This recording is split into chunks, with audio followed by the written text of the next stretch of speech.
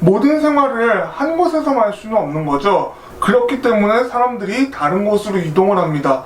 그런 데에서 가장 중요한 것은 도로입니다. 제가 봤을 땐 그렇습니다. 요즘 자가용 많이 갖고 다니시죠? 예, 그런 점에서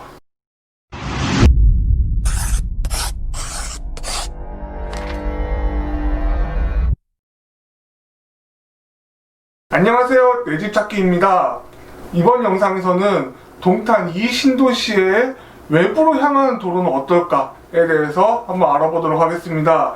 예, 지난 두 영상에서 제가 이 동탄 이 신도시의 내부 도로에 대해서 좀 알려드렸죠. 이번에는 외부로 향하는 도로의 여건은 어떤지 한번 이야기해 보도록 할게요. 비록 이제 동탄 이 신도시가 상당히 대규모로 조성이 되어 있지만 모든 생활을 한 곳에서만 할 수는 없는 거죠. 그렇기 때문에 사람들이 다른 곳으로 이동을 합니다. 그런 데에서 가장 중요한 것은 도로입니다. 제가 봤을 땐 그렇습니다. 요즘 자가용 많이 갖고 다니시죠? 예, 그런 점에서 도로 여건은 점점 가면 갈수록 실제 거주하는데 중요한 요소로 자리 잡고 있다고 생각을 합니다. 동탄 이 신도시 기준으로 했을 때 동서남북으로 어디와 맞닿는지 한번 얘기를 해볼게요. 예, 북쪽으로 가면은 이제 우리가 흔히 아는 서울이나 그리고 용인 수지구나 아니면 기흥고 일대를 만날 수가 있고요. 그리고 약간 북서쪽으로 가면은 수원시에 갈 수가 있습니다. 그리고 서쪽으로 가면은 동탄 이 신도시와 그 다음에 다른 이제 화성 지역을 갈 수가 있고요. 그리고 남쪽으로는 용인시 남사면 일대와 그리고 오산시를 갈 수가 있습니다. 그럼 동쪽으로 가면 어딜 가냐 하면은 용인 처인고 일대를 간다고 생각하시면 되겠습니다. 전반적인 동탄 이 신도시의 위치라고 보시면 되겠습니다. 북쪽으로 향하는 도로 여건은 어떤지부터 한번 알아볼게요. 북쪽 방향을 가장 먼저 하는 이유는 간단해요. 많은 사람들이 관심을 갖고 있는 서울하고의 도로 여건은 어떻게 있나 이런 걸 얘기할 수 있기 때문에 그렇습니다. 여러분들도 많이 아실 거예요. 서울로 향하는 좀 빠른 도로로는 경부고속도로나 용인서울고속도로가 있어요. 경부고속도로는 기흥동탄 IC나 아니면 기흥 IC를 이용해서 갈 수가 있고, 그리고 용인서울고속도로 같은 경우는 경부고속도로의 조금 서쪽에 위치한 동탄 기흥로를 이용하면은 바로 이용할 수가 있습니다. 그럼 이 두 도로 이용하면은 편하게 갈 수 있는 북쪽 지역은 어디냐 하면은 뭐 서울 강남 일대와 양재, 분당, 판교 이런 데를 좀 편하게 갈 수가 있습니다. 확실하게 알아두셔야 될 게 판교나 뭐 서울 강남 일대를 경부고속도로 한 번에 간다 이렇게 생각하면 간단할 수 있는데 실제 거리는 한번 생각을 해보셔야 될 것 같습니다. 이 판교까지 제가 최단거리 계산해보니까 최소 30km 넘게 나와요.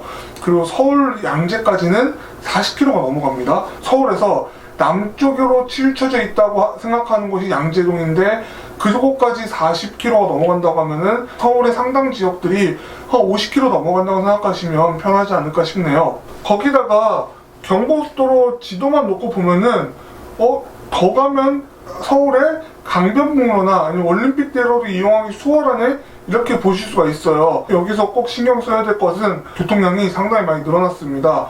거기다가 버스 전용차로 있는 게 좋은 점도 있고 나쁜 점도 있어요. 버스를 이용하면 좀 신속하게 갈 수 있다는 믿음도 있지만 동시에 일반 차가 이용할 수 있는 차로는 줄어들었기 때문에 자가용을 이용할 경우에는 자주 막히곤 합니다.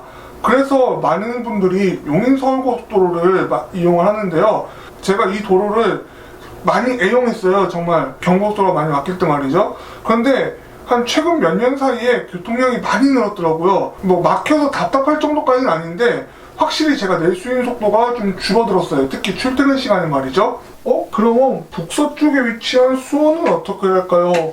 하시는 분들이 있는데 수원은 현재로서 제일 빠른 길은 동탄 1 신도시를 거쳐서 동탄 원천로라는 신호가 좀 없는 도로가 있어요. 이 도로로 가면은 조금 수월하게 갈 수는 있을 거예요. 하지만 동탄 2 신도시에서 신속하게 갈 수 있는 수원시는 영통구랑 그냥 권성구의 일부 지역 정도지 그 이상으로 가게 되면은 수원 시내를 거쳐서 가야 되기 때문에 실제 거리에 비해서 시간이 좀 오래 걸릴 수 있다는 점은 감안하셔야 되지 않을까 싶어요.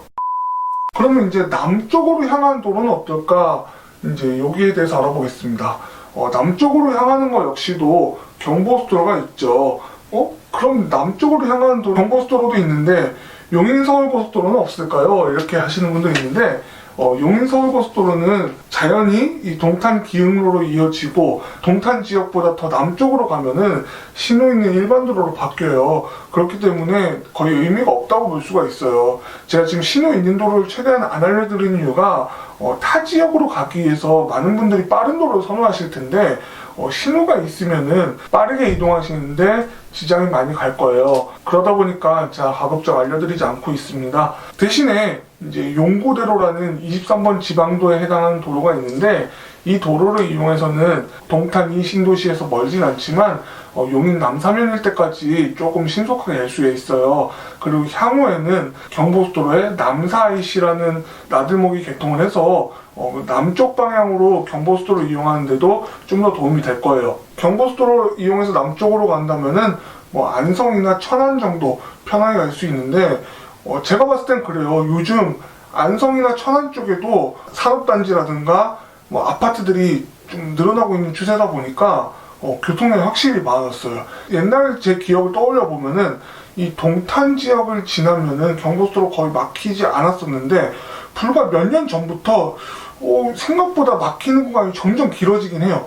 이 점은 감안을 하셔야 되지 않을까 싶어요. 그러면 지금까지 남북에 대해서 한번 얘기를 해봤는데 남북을 어떻게 결론을 낼 수 있을까요? 남북을 간단하게 얘기하면은 도로는 발달이 되어 있는데 교통량은 많다. 아무래도 신도시가 계획될 때부터 경부고속도로 축으로 개발된 동네다 보니까 남북으로는 도로 여건이 괜찮은 편이에요. 신도시보다 고속도로가 더 먼저 생겼다고 볼 수가 있겠죠. 물론 용인-서울고속도로는 이런 점들도 좀 어느 정도 가만히 돼서 만들어졌긴 했지만요. 그럼 지금부터는 동서로 향하는 도로의 여건은 어떨까에 대해서 한번 이야기를 해보도록 할게요. 동서로 향하는 도로가 그렇게 많이 보이진 않죠. 지도상으로 봐도 별로 멀지 않아 보이는데 길은 어디 있을까? 이럴 수 있어요. 그래서 제가 원래는 좀 이 영상에서 다 알려드리고 싶은데 영상이 좀 길어질 것 같아서 다음 영상에서 좀 계속 이어나가도록 할게요. 분명 이제 동탄 이 신도시에 거주하시면서 동서로 주로 가야 되시는 분들이 꽤 계실 것 같아요. 제가 봤을 때.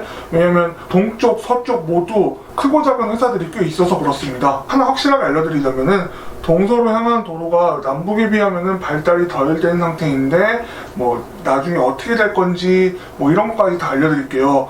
그럼 다음 영상에서 동서로 향한 도로 여건에 대해서 이야기를 해보도록 하고요. 지금까지의 저의 영상이 유익했다면은 구독 그리고 좋아요 그리고 알림 설정까지 해놓으시면 저에게 큰 도움이 됩니다. 알림 설정 해놓으시면은 저도 큰 도움 되지만 여러분들도 저의 다음 영상을 빠르게 받아보실 수가 있습니다. 그럼 저는 다음 영상에서 계속 찾아뵙도록 하겠습니다. 조금만 기다려주세요.